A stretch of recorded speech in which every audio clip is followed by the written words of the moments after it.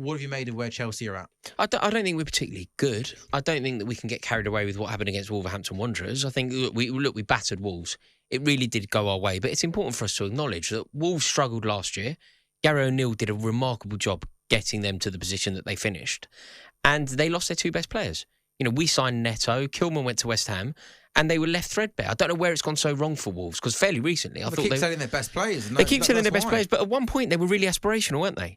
At one point, Wolverhampton Wanderers, they had that Fosun money. They had the links to George Mendes. It looked like I genuinely believe they were going to win the Europa League at one point, and it's just gone wrong for them.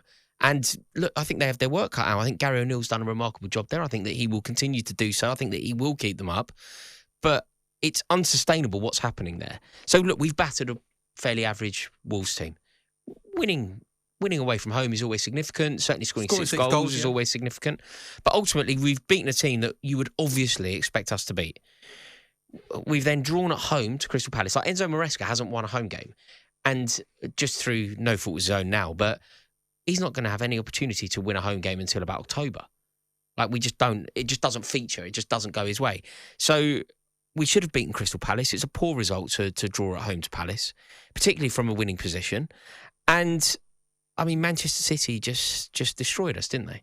It was almost symbolic of who we are and who they are, that Mateo Kovacic was running the show, scoring goals, driving through the heart of our midfield, watching Enzo Fernandez do his best to try and claw something out of the Mateo Kovacic. £250 million midfield that you spent was being ripped to pieces by Kovacic. Do you know what it represented as well? It actually represented, I think, watching Kovacic do that to Fernandez was almost symptomatic of how we've spent all this money.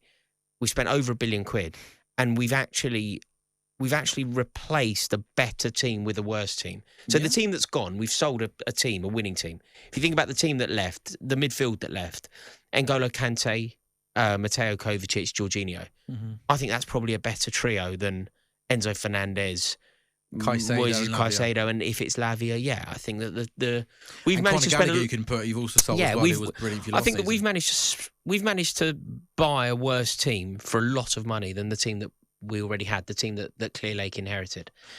So I've got major problems with what's going on. I think the club are totally on the wrong track. I have no time for the ownership whatsoever. I think they're the worst thing that's ever happened to Chelsea. But looking at it strictly through the lens of football, through the lens of the manager and the players, can't say that I'm particularly impressed with Enzo Maresca at all. There was the last 3 months, 2 months, it's felt like all we were speaking about is the recruitment at Chelsea and the need to shift players. We know there's a big squad there, lots of players that were kind of pushed away, training with the reserves, if even that. A few of them were shifted on in the last couple of days of the window. The most high-profile one was Raheem Sterling, who's gone to Arsenal. What have you made of that and kind of the deal that's been arranged between the two football clubs? I think Sterling is such bad business. It's bad for principle as well. Like Chelsea and Arsenal are rivals, huge rivals. We should never be doing Arsenal a favour. That's really important. Like, there needs to be a principle here.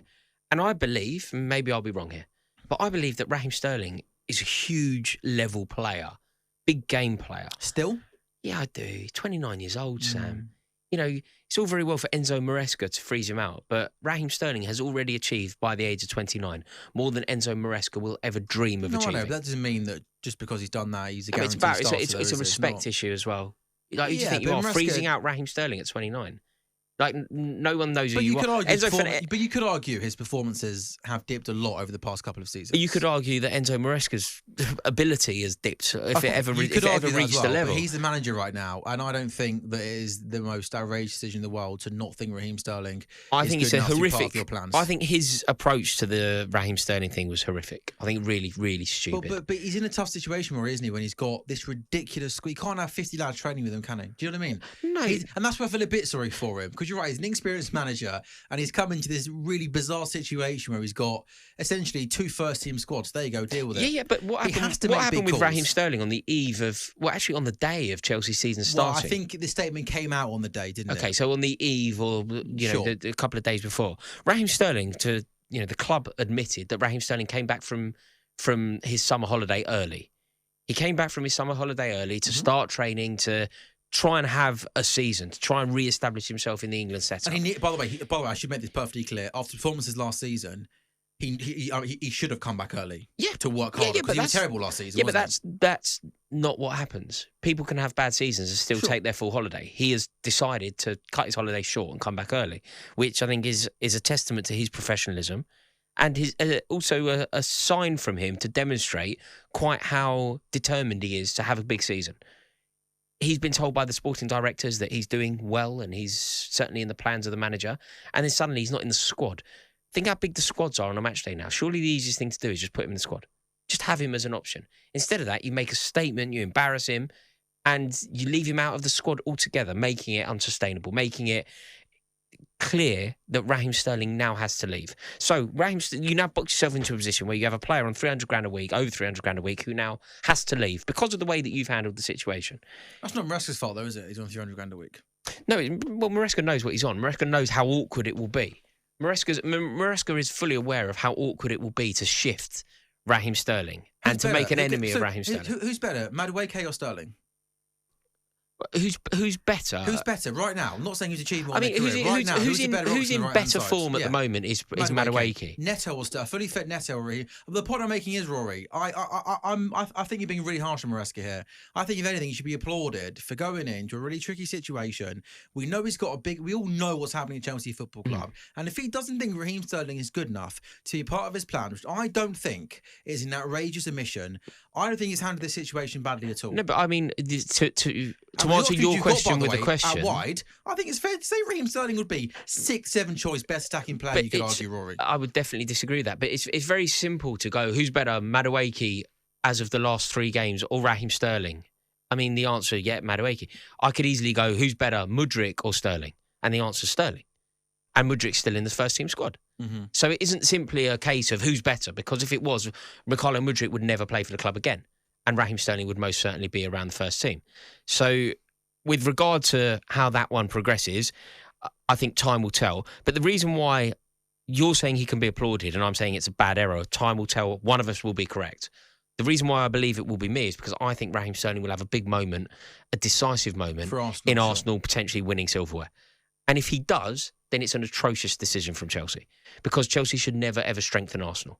I thought this when we let them have Petr Cech on sort of a goodwill gesture. Because Petr Cech had done so much to Chelsea and he wanted to continue to do the school run or something, we allowed him to move to a London rival. We should have forced Cech to go to Paris Saint-Germain. Mm-hmm. We should never be doing Arsenal favours. And I think that Arsenal are in a very good position, a strong position, a position where they could win the league, a position where some would argue that they should win the league. Yeah, second twice, 2 points off.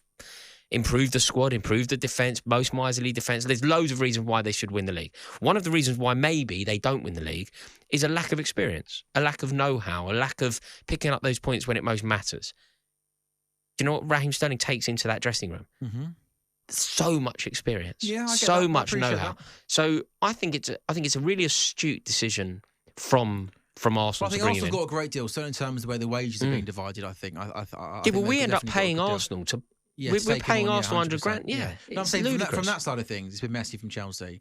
But I just think the actual decision, because you've gone over, Raheem Sterling has done this, has done that, and everyone's going, he has won this. What the career Raheem Sterling has had is phenomenal. From a 16-year-old boy making his debut at Liverpool, what he's gone on to achieve, he's been one of the best English players we've seen in the Premier League. But I think right now, he's at a stage in his career where I definitely think he's on the downhill. Perhaps. So, Rory, I take your point about selling him to a rival. But Madueke's had like 3 games into a season. He had a big game and scored a hat-trick. But you can't compare Madueke and Sterling. But there's no doubt with Madueke, though, he's a young player who's definitely got a really high ceiling. Is that fair? And Maresca might think there's an argument that maybe Sterling is on the way down. I think Maresca's really cowardly. I think Maresca has basically done what the sporting directors want him to do, which isn't the point of a manager. A manager is a manager. A manager's responsibility is to build the best team, and allowing Conor Gallagher to leave isn't trying to build the best team at Chelsea. Allowing Sterling to leave isn't trying to build the best team at Chelsea. Allowing Trevor Chalobah to leave isn't trying. I think you're really overplaying Sterling's importance to the Chelsea team. No, but it's symptom. It's there are other examples within this that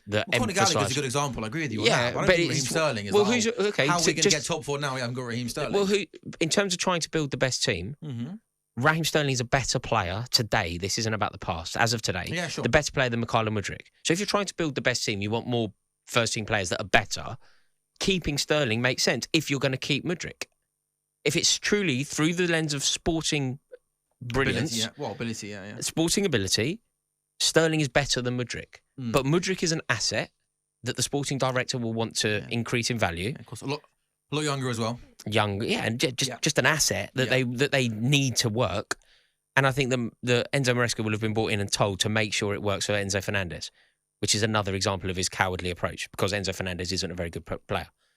Enzo Fernandez is also not captain material, and he's been given that. You keep saying cowardly approach. He's come in as an inexperienced manager at a football club, whereas you clearly rightly say he's got people above him who are making the decisions, people that run the football club, own the football club. What's Enzo Maresca supposed to do? He's supposed to resign and go, hang on a minute, I'm sorry. Getting rid of Conor Gallagher, oh no, I quit. What's he supposed to do? No, on a serious note. No, I think how's Maresca supposed to approach the situation when he goes into this massively overbloated squad and the owners go, by the way, just to let you know, we're doing this, we're doing that. I feel like he's in a tough situation here, Maresca. What's he supposed to do? I think his responsibility is to have some approach and ideology of his own. I'm sure he does. But you can't, honestly, if you're trying to build the best football team and not just be a yes man for the ownership. If you're trying to build the best football team, you don't allow Conor Gallagher to leave, do you? You don't allow Trevor Chalobah to leave, do you? You don't allow Sterling to leave, do you? But on the Conor Gallagher situation, right, we know that there's the whole PSR thing, right? That whole situation might have been taken out of Enzo Maresca's hands. He might have literally, as a new head coach, not have had any choice whatsoever. This is what I'm saying, though. This is why we're coming. You're saying he's cowardly, though. I'm saying you're saying it's not in his hands, and I'm saying that he's the public face of Chelsea Football Club. All these people above him. I know he's the head coach. It's his job on a day-to-day basis to coach the players he's got in front of him. No, but I'm not entirely sure that his responsibility. His responsibility. Once you take on the hot seat of Chelsea Football Club, your responsibility is to create the best football team and do everything within your power to make sure that Chelsea compete at the highest level and win the highest level of silverware. He is not doing that because he is doing what the ownership want him to do. Sure. So just we've got a break. I got 10 seconds. Please answer this. So you think it's as simple as if he on a Monday morning went into Todd Bowling and said, hi Todd, by the way, we're not sending Conor Gallagher. You think Todd would have gone, yeah, fine, no worries, and Conor Gallagher would still be a Chelsea player? No, I think exactly. I think it should have happened. But this is why it's cowardly. Come out and say that. Say he's been sold from underneath you. He's not slagging off the owners, is he? 3 weeks into a new so job. He's coward. Come on, why Rory. not? Why not? You know that's not what managers do. That's not how football works. Why not? Do you really think he's going to come in and go Clear Lake Capital, Bowley, Egbali? Okay. They have no idea what they do. No, I don't think he's going to do it, which is why I'm calling him cowardly. I know he's not going to do it. All right. But the reason I'm calling him cowardly is because he won't do it.